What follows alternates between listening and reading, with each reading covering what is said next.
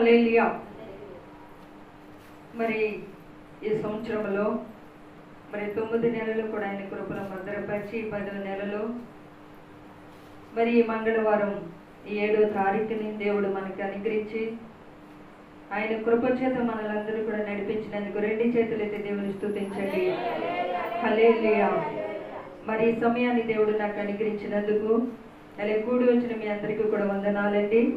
మరి ఉదయకాల సమయం ముందు ఉపవాస ప్రాంతంలో మనం ఎంతగానో దేవుని స్థలంలో ప్రార్థన చేశాము. ఆయన సన్నిధిలో గడపడానికి మరి ఆయన ఇచ్చిన తరుణాన్ని బట్టి వేలాది వందనాలు. మరి వాక్యంలోకి వెళదాము. దేవుని వాక్యమే మనకు ఆదరణ, దేవుని వాక్యం మనకి నెమ్మది కలిగించేస్తుంది కనుక ఆయన మాట వలన మనకు శక్తి కలుగుతుంది. ఆయన మాట వలన మనకు ఎన్నో కార్యాలు జరిగించగల దేవుని సన్నిధిలో మనం ఉన్నాము కనుక ఈ రోజున ఎన్నో పరిస్థితులు మనం ఎదుర్కొంటున్నాం లోకంలో, కుటుంబాల్లో, సమస్యల్లో. అయినప్పుడు కూడా దేవుని కృప, ఆయన కృప ఉంటే మనకి చాలండి.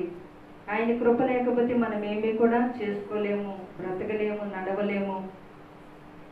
ఆయన కృప మన వెనకాల ఉండి నడిపిస్తూ ఉంటుంది. మనకి తెలియని రీతిలో, ఆశ్చర్యముగా, ఊహించిన రీతిలో, మన అవసరతలో ఎవరొకరి ద్వారా ఆయన కృపను చూపిస్తూ మనల్ని నడిపించగల దేవుడై ఉన్నాడు. హల్లెలూయా, హల్లెలూయా. వాక్యంలోకి వెళదామండి. ఆయన కృపను గూర్చి అనే అంశం మీద మనము వాక్య పట్టణాలు మనం చదువుకొని వివరించుకుందాము. 31వ కీర్తన.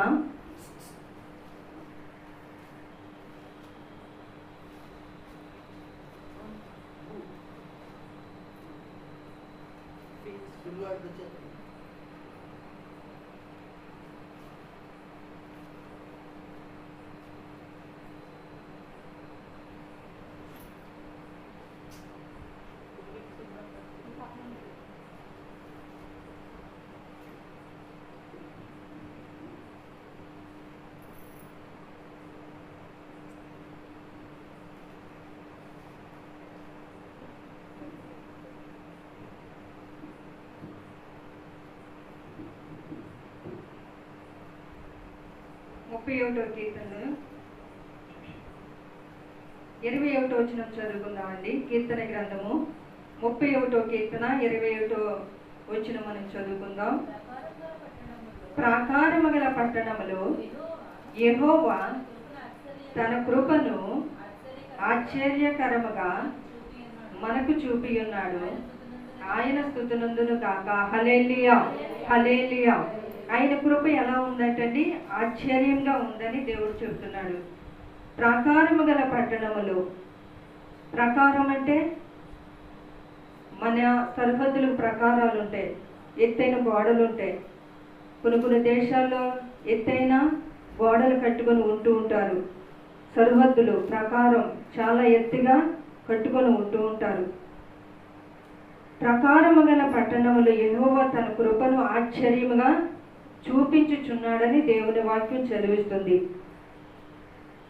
ఆయన ఆశ్చర్యంగా, ఆయన కృప ఎలా ఉంటుందంటే, ఆయన చేసే ఆశ్చర్య క్రియ ఎలా ఉంటుందంటే, కార్యం ఎలా ఉంటుందంటే ఊహించలేము. మనం తలపెట్టిన తలంచలేని గొప్ప కార్యాలు ఆయన మనకి చేయబోతున్నాడు, చేస్తాడు కూడా. మన తెలియని రీతిలో, మనకున్న పరిస్థితుల్లో. ప్రాకారము గలంటే ప్రాకారము గల కష్టాలైనా, శోధనలైనా, ఇబ్బందులైనా, ఎటువంటి కఠినమైన పరిస్థితులు అయినప్పుడు కూడా దేవుడు వాటి నుంచి తప్పించి కాపాడి ఆయన కృపను మీకు చూపిస్తున్నాను అని కూడా దేవుడు వాగ్దానం చేస్తున్నాడు. అందుకని ఆయన స్తుతినందును గాక. ఆయన స్తుతింపబడాలి. ఆయనను స్తుతించడానికి కారణం ఏంటంటే, ఈరోజు నువ్వు ఈ స్థితిలో ఉన్నావంటే, ఈరోజు మేము ఈ స్థితిలో ఉన్నామంటే ఆయన కృప. ఊహించలేనిది, ఎలా జరిగిందో, ఎలా వచ్చిందో, ఎలా నిలబడ్డామో, ఎలా బ్రతుకుచున్నామో తెలియని రీతిలో కనిపించగానే ఆయన కార్యాలు తన ప్రజల పక్షాన దేవుడు గొప్పగా జరిగించిన ఉన్నాడండి. ప్రాకారము గల పట్టణములంటే నీ ఇంట్లో ఎటువంటి కష్టమైన శోధనైనా, ఈ కష్టాన్ని నుంచి ఎవరైనా తప్పించగలుగుతారా? ఈ కష్టాన్ని నుంచి ఎవరైనా కాపాడగలుగుతారా? మనకి ఇది ఏదైనా జరుగుతుందా జరగదా అని ఏదైనా సందేశం మనలో ఉన్నప్పుడు, అభినమ్మకం మనలో ఉన్నప్పుడు, మనకి ఎవరు చేయలేరులే, చేస్తారేంటి, ఇది అవుతారా, కలలో కూడా మనం అనుకోకూడదు, ఊహించలేము అని మనం అనుకుంటూ ఉంటే ఎన్నో ఆలోచనలు మనుషుడు కలుగుతాయి. కానీ దేవుని నమ్మిన ప్రజలకు దేవుడు చూపించే ఆశ్చర్యంగా ఆయన కృపను మనకు చూపిస్తున్నాడండి. ఆయన కృప చాలా విలువైనది, ఆయన కృప చాలా అమూల్యమైనది. ఆయన కృపకు సాటి అనేది ఏది కూడా ఈ లోకంలో లేదు. కృప అంటే ఈ రోజున ఆస్తిని సంపాదించుకోవడం, మంచి పిల్లల్ని సంపాదించుకోవడం, మంచి కుటుంబాన్ని సంపాదించుకోవడం అది కృప. అది కృప కాదు. కానీ పరలోకమందున దేవుని మనం ఆశ్రయించుట, ఆయన రెక్కల నీడ కింద మనం వెళ్ళటం, ఆయనే దేవుడని మనం తెలుసుకుని ఉన్నాము కనుక, తెలుసుకుని ఉండటం వలన కూడా ఆయన కృపను మనము పొందుకోగలుగుతున్నామండి. ఆయన కృపను గురించి మనం చెప్పలేము, ఊహించలేము. ఆయన కృపను గురించి మనం వివరించలేము. మన జీవితాంతము కూడా వివరించిన మన జీవితాంతము కూడా ఆయన కృపను గురించి మనం లెక్క చూసుకున్నా, మనం చనిపోయినా కూడా ఆయన కృప ఇంకా కూడా మిగిలిపోతూనే ఉంటుంది కదండి. ఆయన కృప ఎంత, ఆయన కృప అంటే నాకు చాలా ఇష్టము. ఆయన కృపను గురించి పాడటం, ఆయన కృపను గురించి వినటం చాలా ఆనందం, సంతోషం. ఆయన కృప నేను ఎవరన్నా నడిపిస్తున్నారంటే, నీకు ఏదైనా ఒక ఆలోచన కలిగి ఉందంటే, ఆయన తలంపులు ఎవరిలో నుండి నీకు కలిగించడం వల్ల, ఆయన కృప నీకు చూపించటం వల్లనే నువ్వు ఏదన్నా చేయగలుగుతున్నావు. కానీ మనుషుల వలన మనంతట్లో మనం ఏది కూడా చేసుకోవడానికి లేదు. మనుషుల ఆలోచనలు వ్యర్థము. మనం దేన్ని చూసి గర్వించవచ్చు. కానీ ఈ రోజున మేము డబ్బు సంపాదించామండి, ఆస్తులు సంపాదించామండి, మంచి వ్యాపారాలు ఉన్నాయండి, మంచి భవిష్యత్తులు మాకు ఉన్నాయని మన జ్ఞానాన్ని బట్టి హెచ్చించుకోవచ్చు. కానీ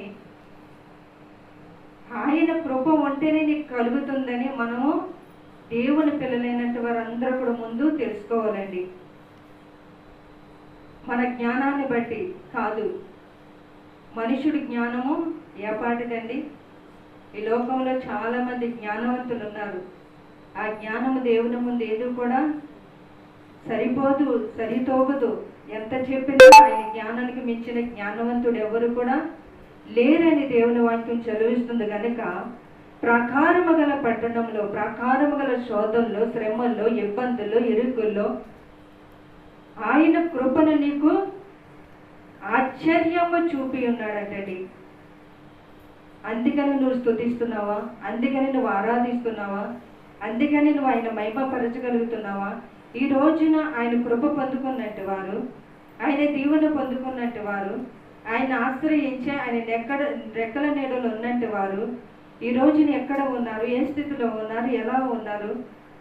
ఎవరిని కనపరుస్తున్నారు అనే ఆలోచన మనుషులకు ఉంటే దేవుడు ఎంతగానో మనలో చూసి ఆనందిస్తాడు. మన తప్పు మనం తెలుసుకొని ఆయన స్తుతినందును గాక. ఆయనే పూజహారుడు, ఘనతకు అర్హుడు. ఆయన నామము ఎంతో విలువైనది, ఆయన నామం ఎంతో అమూల్యమైనది. కనుక ప్రాకారము గల పట్టణములో యెహోవా తన కృపను ఆశ్చర్యముగా చూపుచున్నాడంటే. హల్లెలూయా, హల్లెలూయా. ఆశ్చర్యమైన కృపతో మనల్ని నడిపిస్తున్నాడు. అందుకని నువ్వు ఏ విషయంలో కూడా భయపడని అవసరం లేదు, భయపడనక్కర్లేదు. దేవుడు మనకి తోడు ఉన్నాడు, దేవుడు మనకి సహాయకుడై ఉన్నాడు. దేవుని కృప, దేవుడు సన్నిధిలో ఉన్నంటి వారికి ఆయన కృప ఎన్నడూ కూడా విడిచిపెట్టడని దేవుని వాక్యం చదివిస్తుంది. హల్లెలూయా. విలాప వాక్యములు చూసుకుందాం.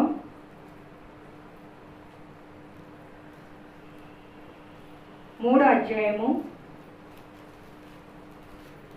22-23 వచనాలు చదువుకుందామా?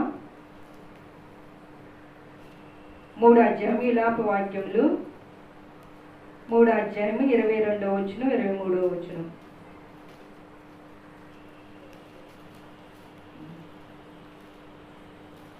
దొరికిందండి? 3వ అధ్యాయము 22వ వచనం 23వ వచనం. యెహోవా కృపగలవాడు, ఆయన వాత్సల్యత ఎడతెగక నిలుచుచున్నది కనుక మనము నిర్మూలము కాకున్న వారము, అనుదినము నూతనముగా ఆయనకు వాత్సల్యత పుట్టుచున్నది. నీవు ఎంతైనా నమ్మదగిన వాడు. హల్లెలూయా, హల్లెలూయా. ఆయన కృప ఆశ్చర్యంగా మనకు చూపిస్తున్నాడు. ఇలాప వాక్యములో దేవుని వాక్యం మనకు తెలియజేస్తున్నది ఏంటంటే, యెహోవా కృపగలవాడు, ఆయనే కృపగలవాడు, ఆయనే దేవుడు, ఆయనలోనే కృప ఉన్నది. నువ్వేదైనా చేసుకోవాలన్నా చెయ్యాలన్నా ఆలోచన ఆయన పుట్టిస్తేనే నీకు జరుగుతుంది, చేయగలుగుతావు. కనుక యెహోవా కృపగలవాడు, ఆయన వాత్సల్యత, మన విషయంలో ఆయనకి వాత్సల్యత కలుగుతుందటండి. ఎడతెగగా నిలుచుచున్నది కనుక మనము నిర్మూలము కాకున్న వారముగా ఉన్నాము. ఎందుకంటే ఈ రోజున మరణ స్థితిలో నువ్వు ఉన్నావేమో, నువ్వు బలహీనత పరిస్థితిలో మంచం మీద పడి ఉన్నావేమో. ఎవరు నాకు దిక్కు, నా పిల్లలకి ఎవరు దిక్కు, నా కుటుంబానికి ఎవరు దిక్కు, నేను చనిపోతే నాకు ఆశ్రయం ఏంటని ఎవరైనా మనలాంటి వాళ్ళు మనకున్న కొన్ని పరిస్థితులు మన ఆలోచన కలిగి ఉండవచ్చు. కానీ యెహోవా కృపగలవాడు, మనం ఆయన వాత్సల్యత ఎడతెగక కూడా నిలుచుచున్నది గనుక మనము వాటి నుంచి తప్పింపబడుతున్నాము, వాటి నుంచి కాపాడబడుతున్నాము. వాటి నుంచి మనం దూరంగా చేయడానికి దేవుని దూత మనకి ఎప్పుడూ కూడా ఉంటుంది. కనుక ఆయన వాత్సల్యతలో ఎటువంటి స్వార్థము లేదండి. దేవుడు అన్యాయస్తుడా? నిన్నొకలాగా నన్నొకలాగా ప్రేమిస్తాడా? అందరినీ ఒకలాగే ప్రేమిస్తున్నాడు. ఆయన కృప అందరికీ ఒకలాగే చూపిస్తాడు. కానీ ఆయన కృపని పొందుకోలేక ఏదైనా మనకి కొన్ని పరిస్థితులు, శోధనలు, శ్రమలు మనకు ఉన్నాయనంటే అది మన లోపము, మన పొరపాటు, మన భక్తి, మన విశ్వాసం, మన ప్రార్థన వల్లే ఏదైనా మనం నష్టపోవచ్చు. కానీ ఆయన చెయ్యి అందించిన ఉన్నాడు కనుక ఆయన చెయ్యను మనం పొందుకోవడానికి అర్హత మనలో ఉన్నదో లేదని కూడా మనం గ్రహించుకోవాలని దేవుని వాక్యం చదివిస్తుంది. కనుక ఆయన వాత్సల్యత ఎడతెగక నిలుచుచున్నది కనుక మనము నిర్మూలము కాకున్న వారముగా అనుదినము నూతనముగా ఆయనకు వాత్సల్యత పుట్టుచున్నదండి. హల్లెలూయా, ఎంత చక్కటి మాట అండి ఇది.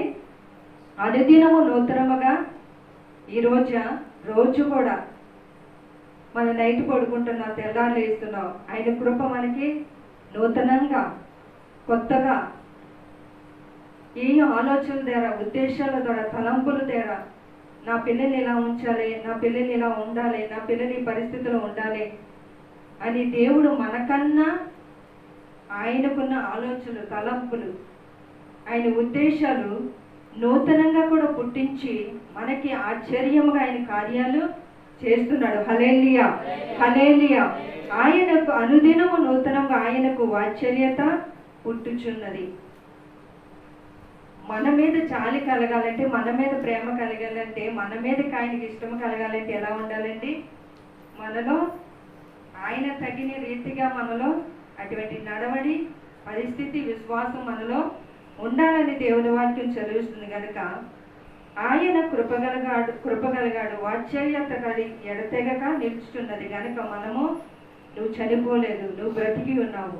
నీ కష్టంలో, ఇబ్బందులు, శోధనలు, శ్రమల్లో ఆయన అనుదినము కూడా కృప చూపుతున్నాడండి. మొదటి దాంట్లో ఆశ్చర్యంగా కృప చూపాడు. రెండవ వాక్యములో మనకి అనుదినము కూడా కృపను చూపుతున్నాడు. అందుకని ఆయన కృపను గురించి మనము మాట్లాడుకుంటున్నాము. హల్లెలూయా, హల్లెలూయా. 36వ కీర్తన చూసుకుందాం.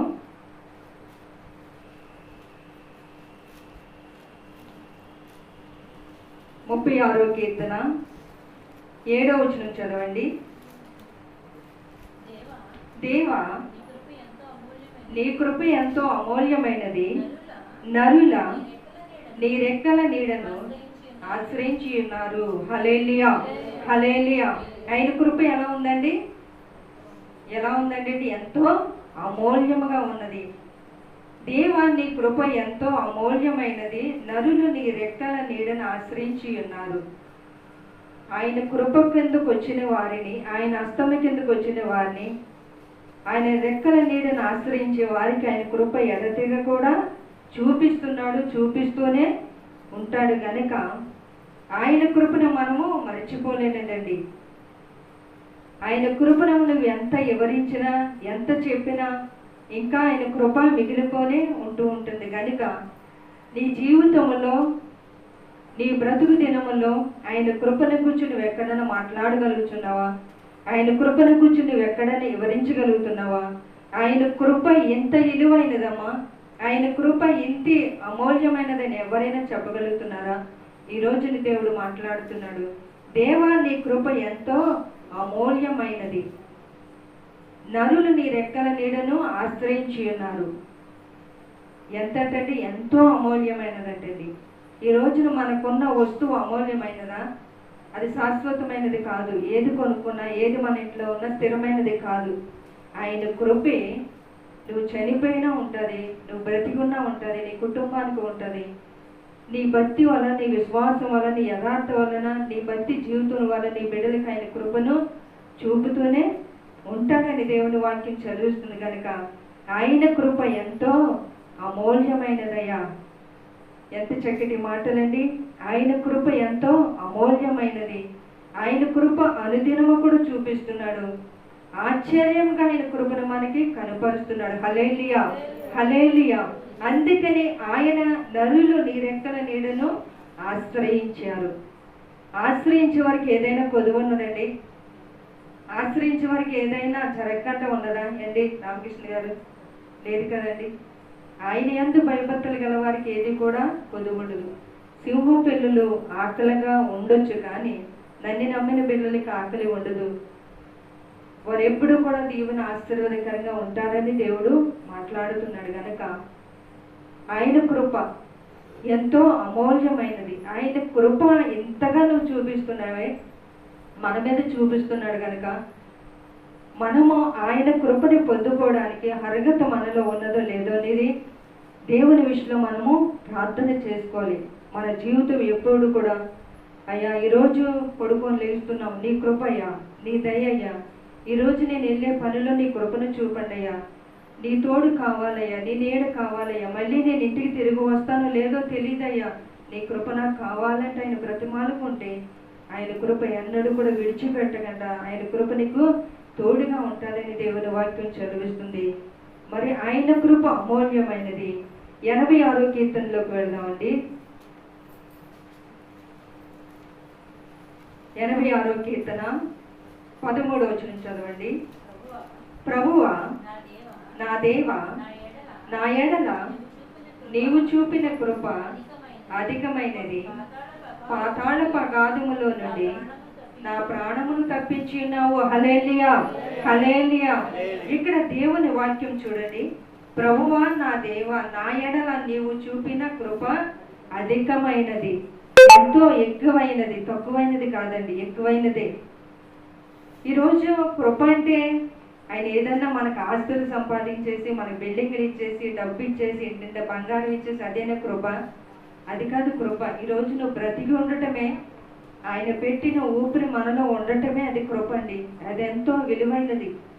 ఈరోజు నువ్వు బ్రతికి ఉన్నావంటే, నీ బిడ్డలతో, భర్తతో, కుటుంబాలతో ఉన్నావంటే, లేమిలో ఉన్నా, కలిమిలో ఉన్నా, దరిద్రతలో ఉన్నా, ఏ స్థితిలో ఉన్నా ఆయన పెట్టిన ప్రాణం నీలో ఉన్నది. కనుక ఆయన మనకు చేసిన కార్యం ఏదైనా ఉన్నదంటే, మన ప్రాణం మనలో ఉన్నదంటే ఆయన కృపే. కనుక ప్రభువా, నా దేవా, నా ఎడల నీవు చూపిన కృప అధికమైనది. ఈ కృప ఎంతో అధికమైనది, ఎక్కువైనదంటండి. దాన్ని ఇంకా మనం సరి చూడడానికి, తూచుకోవడానికి కూడా లేదు. అంత కృప మనకు చూపిస్తున్నాడు. కనుక ఆయనకి 2 చేతులైతే దేవుని స్తుతిద్దామా? హల్లెలూయా, హల్లెలూయా. పాతాళ అగాధములో నుండి నా ప్రాణమును తప్పించి ఉన్నావు. దేనితో తప్పించి ఉన్నాడు? ఆయన కృపను బట్టి. ఆయన ఆశ్చర్యంగా తన కృపను చూపిస్తున్నాడు. కనుక అనుదినము మన మీద ఆయనకు ఆశ్చర్యత పుడుతుంది కనుక, ఇష్టం పుడుతుంది కనుక, ప్రేమ పుడుతుంది కనుక, మనకి నూతనంగా మన మీద మనం ఎన్ని తప్పులు చేసినండి, ఎన్ని పొరపాట్లు చేసినా, దేవునికి దూరంగా ఉన్నా, ఎన్ని దేవుని విడిచిపెట్టినా, మనకి ఇష్టం వచ్చినప్పుడు మందిరానికి వచ్చి ఇలా ఇంటికి అడగండి. ఆయనకి ఎన్నోసార్లు మనం దుఃఖము కలిగించినప్పుడు కూడా ఆయన కృప మనకి నూతనంగా ఆయనకు పుట్టుచున్నదంటండి. ఎంత ప్రేమ మనమే చూపిస్తున్నాడండి, ఎంత మన దయ మనమే చూపిస్తున్నాడండి. నూతనముగా ఆయన ప్రేమను మనకు కనపరుస్తున్నాడు కదండి. చదివిస్తుంది, పాతాళపు అగాధములో నా ప్రాణమును తప్పించి ఉన్నావయ్యా, నీ కృప ఎంతో అధికమైనది ప్రభా, నీ కృప నాకు చాలంటూ, నీ కృపే నాకు తోడు అంటూ మనం ప్రార్థన చేసేవారిగా ఉండాలని దేవుని వాక్యం చదివిస్తుంది. యోవేలు గ్రంథం చూడండి,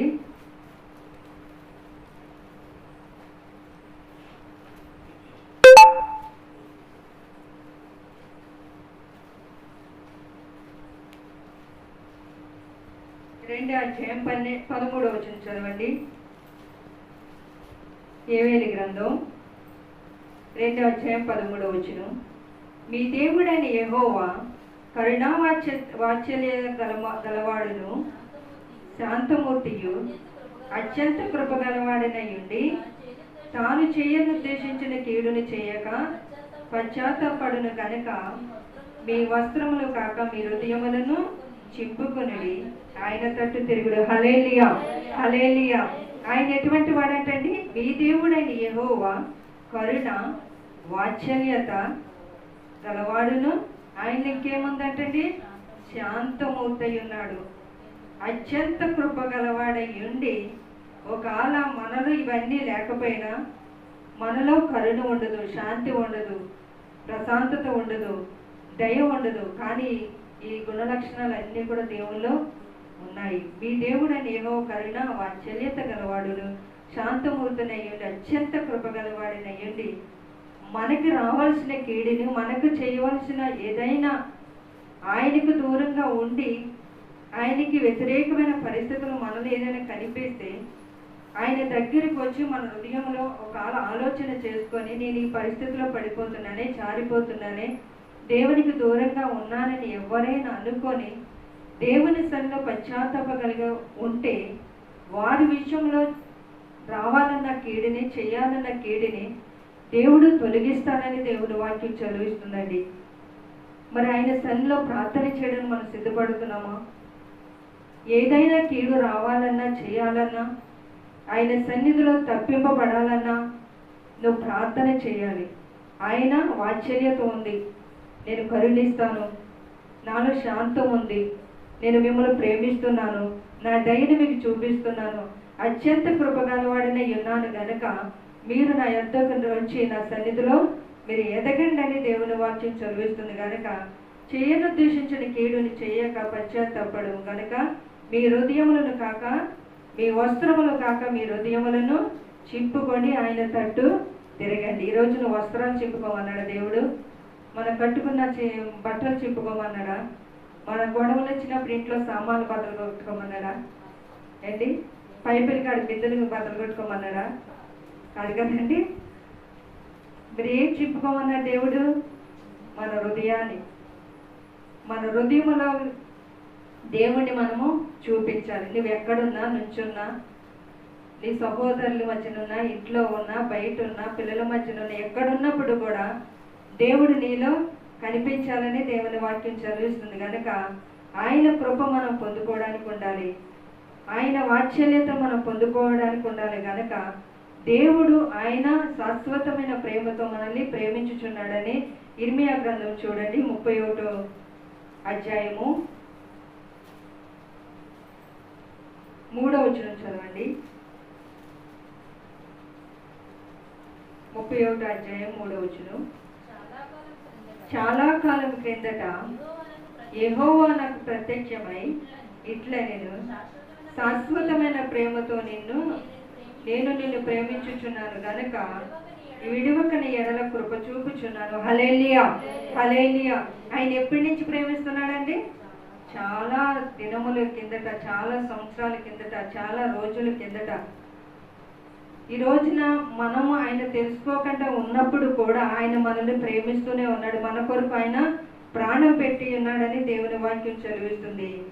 చాలా కాలం క్రిందట యెహోవా నాకు ప్రత్యేకమే ఇట్లా నేను శాశ్వతమైన ప్రేమతో నేను నిన్ను ప్రేమించుచున్నాను. ఈ ప్రేమ ఎలా ఉండదండి? శాశ్వతమైనది.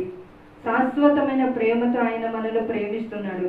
ఈ రోజున ప్రేమ ఎలా ఉందండి? భార్యాభర్తల ప్రేమ శాశ్వతమైనదా?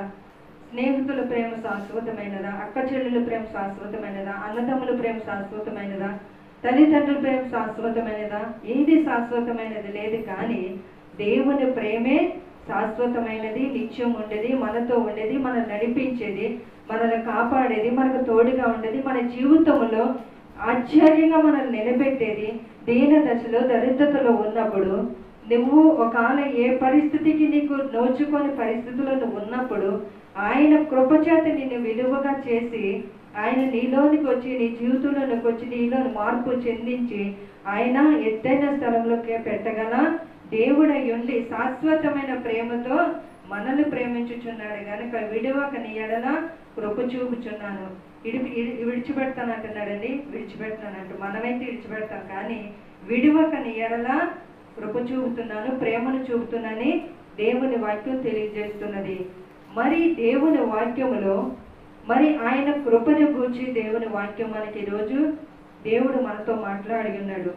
ఆయన కృప ఆశ్చర్యంగా కృపను చూపుతున్నాడు. అనుదినము కృప చూపుతున్నాడు. అమూల్యమైన కృపతో మనల్ని నడిపిస్తున్నాడు. అధికమైన కృపతో మనల్ని నడిపిస్తున్నాడు. మరి ఆశ్చర్యంగా ఆయన కృప గలవాడయ్యండి చేయనుద్దేశించిన కీడును మనం ఏదైతే ఆయన బ్రతిమాలుకుంటామో ఆయన సన్నిధిలో ఉంటామో దాని నుంచి తప్పించి ఆయన కృపను చూపుతాడంటున్నాడు. శాశ్వతమైన కృపతో మిమ్మల్ని ప్రేమిస్తున్నాను, విడివక మిమ్మల్ని ఎప్పుడు కూడా విడిచిపెట్టనని దేవుడు మనతో మాట్లాడుతున్నాడు. గనక ఈ వాక్యాన్ని బట్టి ఆయన స్తుతిస్తూ, ఆయన కనపరుస్తూ, ఆయన ప్రేమను తలపోస్తూ, ఆయన ప్రేమను, ఆయన కృపను అనేక మందికి ప్రకటించేవారుగా ఉండి ఆయన సన్నిధిలో మనం అందరం కూడా ఎదుగుదామండి. ఆయన కృప మనందరికీ తోడైండును గాక. ఆమేన్. దేవుడి మాటలు దీవించును గాక. ఆమేన్.